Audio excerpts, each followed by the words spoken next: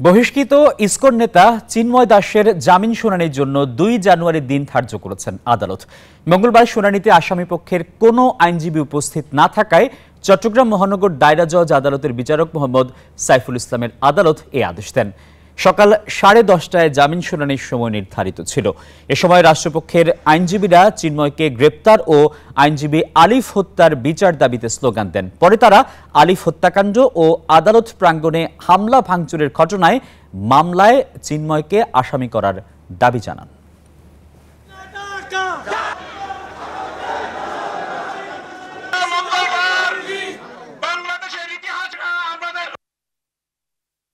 চিন্ময় দাসকে চট্টগ্রাম আদালত ভবনের 26 তারিখের যে ঘটনাগুলো হয়েছে প্রত্যেক ঘটনায় চিন্ময় দাসকে আসামি করতে হবে।